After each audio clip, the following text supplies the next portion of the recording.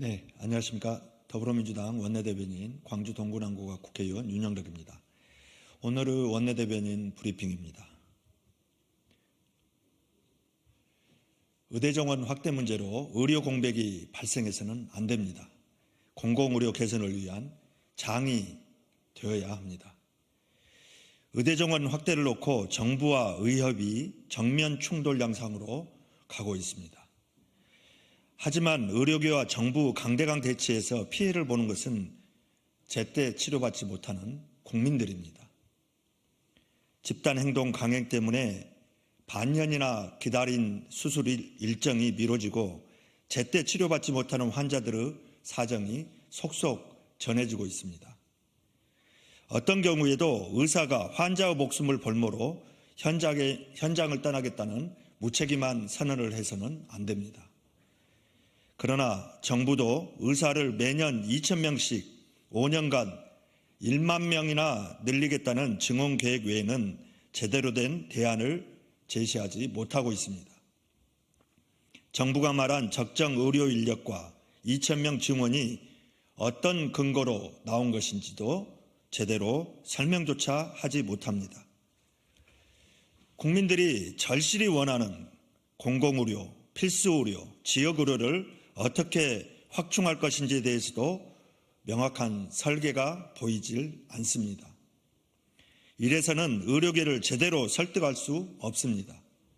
의료 서비스 전달 범위를 늘려야 한다는 민의에 맞게 모두를 위한 대안이 마련되어야 합니다.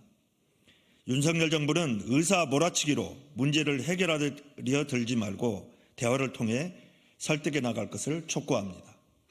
무엇보다 윤석열 정부도 의사 단체들도 국민을 위한다는 대의 명분을 한시도 잊지 말기를 거듭 촉구합니다.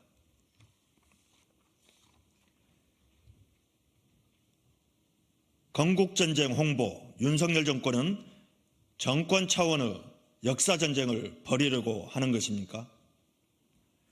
국방부 건국전쟁 홍보에 이어 통일부 장관까지 홍보에 나서면서 정권 차원에서 역사전쟁과 전쟁을 부추기는 모양새입니다. 독재자 이승만 전 대통령을 미화하는 다큐 영화를 홍보하는 것이 국방부와 통일부 본분일 수는 없습니다. 역사를 바로 세워야 할 정부 여당이 역사를 거꾸로 되돌리는 몰역사적인 홍보전을 벌이고 있다니 도대체 대한민국 역사에 얼마나 더 먹칠을 하려고 하는 것입니까? 윤석열 대통령이 이념이 가장 중요하다고 강조하면서 촉발된 홍범도 장군 흉상철거로 숭고한 독립투쟁의 역사에 때 아닌 이념 논쟁의 폭탄을 던진 지 얼마나 지났다고 또다시 대한민국 헌정사를 거스르는 이념 전쟁의 총구를 들이밉니까? 강서구청장 보궐선거에서 패배한 후 늘 국민이 옳았다는 교훈을 말하더니 이념 전쟁 말고는 총선을 치를 방법이 떠오르지 않습니까? 뿌리 깊은 진영 갈등을 치유하지는 못할 망정 오히려 부추기는 대통령은 도대체 누구를 위해 일하는 대통령입니까?